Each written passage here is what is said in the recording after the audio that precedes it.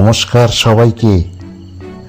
আজ আমরা নিয়ে এসেছি একটি হৃদয়গ্রাহী নাটক, ভাঙা ফুলের বিয়ে। এই অদ্ভুত কথা জীবনের বাস্তবতা ও সম্পর্কের গভীরতা ফিরে ফিরে আমাদেরকে টানে। এই নাটকে আমরা দেখি কিভাবে নায়ক নায়িকার স্বপ্ন, ভালোবাসা এবং সামাজিক চাপের মুখে একটি কঠিন বাস্তবতা, বিয়ের পেছনে হাতছাড়া হয়। আশা করছি এই নাটক আপনাদের অন্তরে গভীর দাগ কাটবে। যদি আপনি নাটকের প্রেমে পড়েন, এই ভিডিওটিকে শেয়ার করতে ভুলবেন না। নিচে কমেন্টসে জানান আপনি কি ভাবছেন। ভিডিওটি আজই উপভোগ করুন, লাইক ও সাবস্ক্রাইব করুন আমাদের চ্যানেলটিতে। ঘুরিয়ে ভাঙা ফুলের পথে সুবেদের ভালোবাসা খুঁজে নিন। নমস্কার। এবারে শুনুন আমাদের আজকের নাটক, ভাঙা ফুলের বিয়ে।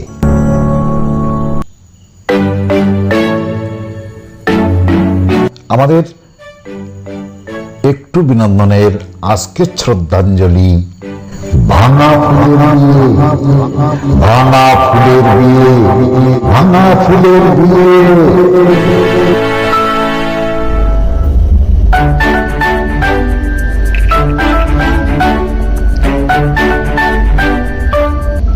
বলো বলো ভয়ঙ্করী, তোমার কি গয়না চুরি হয়েছে?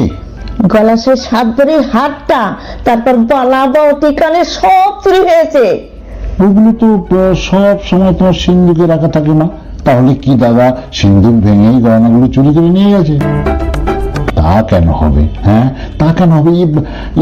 মানে মানে ওগুলো মা পড়বে বলে সিন্ধুক থেকে বের করে তাকের উপর রেখেছিল। এতদিন পরে মায়ের হঠাৎ গয়না পরার শখ হলো কেন রে ছোটদা? কি বলতে চাস তুই বলতো?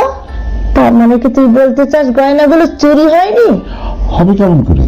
হ্যাঁ, হবে কেমন করে? রাতের বেলা তোমার ঘর তো ভেতর থেকে বন্ধ থাকে। ইয়ে মানে কাল রাত্রে আমি দরজা ছিটকিনি লাগাতে ভুলে গিয়েছিলাম। ও, তার মানে আগে থেকে তুমি জানতে যে গয়নাগুলো চুরি হবে, তাই শুধুমাত্র কালই তুমি গয়নাগুলো পরবার আছিলাই, সেগুলো সিন্ধুক থেকে বের করে তাকের উপর রেখেছিলে এবং তুমি চাইতে যে গয়নাগুলো চুরি হোক, তাই ইচ্ছাকৃত ভুল করে দরজায় ছিটকিনি লাগাতে ভুলে গেছো, তাই না মা? কি আবল তাবল বকছিস? আবল তাবল নয় ভয়ঙ্করী, আবল তাবল নয়। অতিরিক্ত লোভের তুমি সব তালগোল পাকিয়ে ফেলছো, তাই অপরকে চোর সাজাতে গিয়ে আজ তুমি নিজেই চোর সেজে বসে আছো। কি? আমি চোর? আমি চুরি করেছি?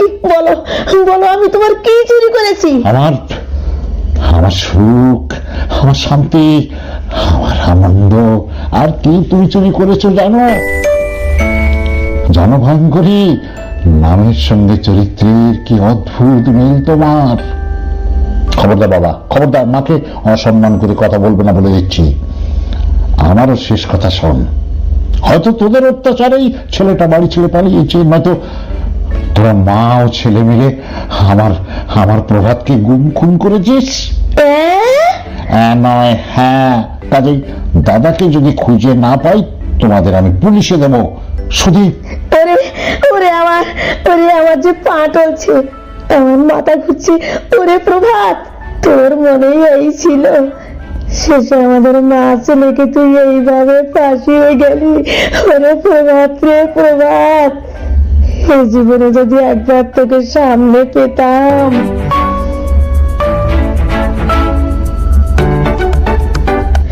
এসে গেছি নতুন মা। আমি একা নেই, সঙ্গে কাকে সঙ্গে করে এনেছি দেখো। আমার বউ গো, আমার বউ, আমার বউ গো, আমার বউ। চন্দ্র দাদা, দেখবি? দেখ দেখ দেখ দেখ, কত সুন্দর আমার বউ। ও দেখবে কি করে? মুখটা তো ঢাকা। ওটা আমি সরিয়ে দিই।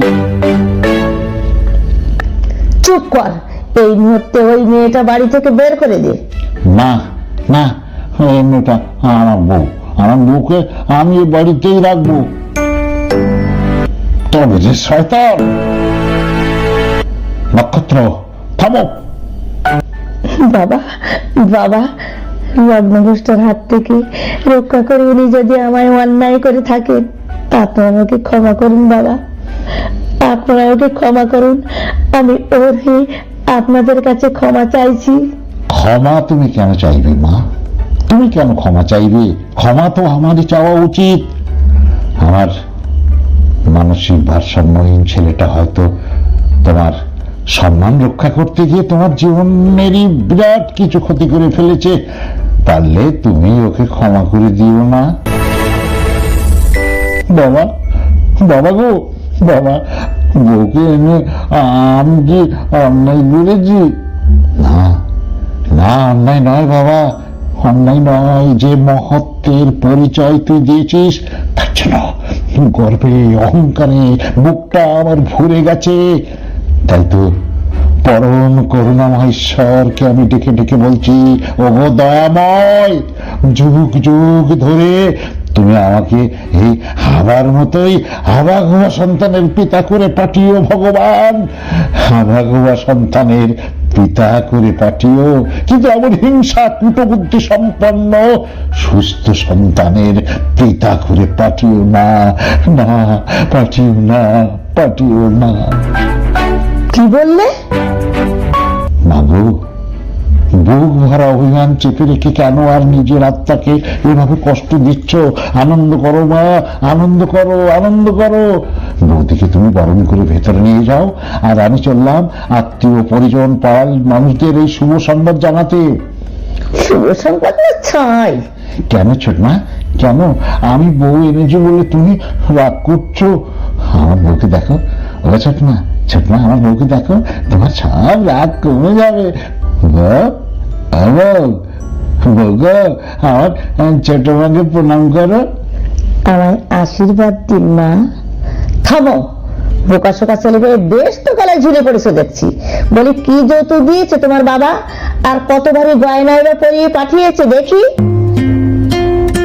আমার বাবা গরিব মানুষ, ভিটে বাড়ি বন্ধক রেখে সামান্য কিছু যৌতুক সংগ্রহ করেছিলেন, কিন্তু আগের পাত্র অ্যাক্সিডেন্টে মারা যাওয়ার পর।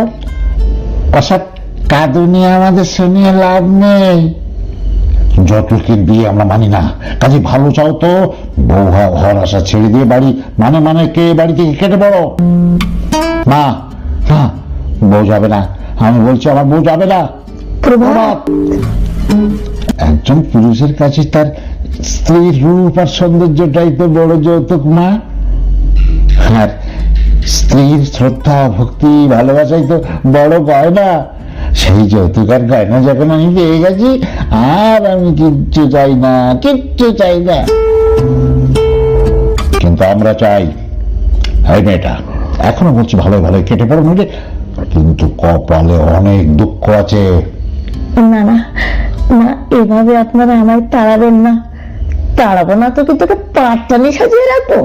কোন ডাক্তার খাওয়া করার খরচ জোগাবে শুনি?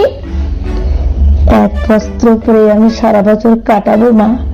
আপনাদের ফেলে দেওয়া এটু কাটাই খেয়ে আমি আধ পেটা থাকবো, তবু আপনি আমায় তাড়িয়ে দেবেন না মা।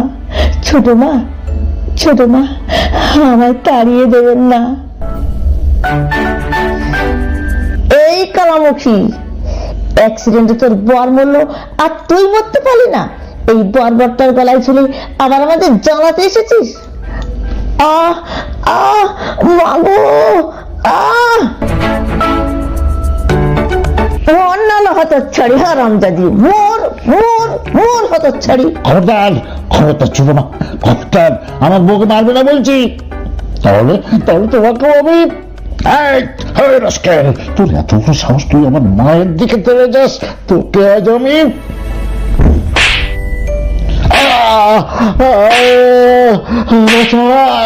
ছেড়ে দাও, ছেড়ে দাও, ছেড়ে দাও, ছেড়ে দাও, ওকে ছেড়ে দাও।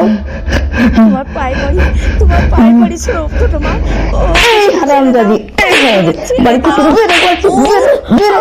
বলে আজ তোকে আমি মেরে শেষ করে ফেলবো, শেষ করে ফেলবো। ওকে বলবো না, ওকে বলবো, কিছু বলবো না, কিছু বলবো না, তুমি ছেড়ে দাও, ছেড়ে দাও, ছেড়ে দাও, আমার বাঁচাও। বাঁচাও বাঁচাও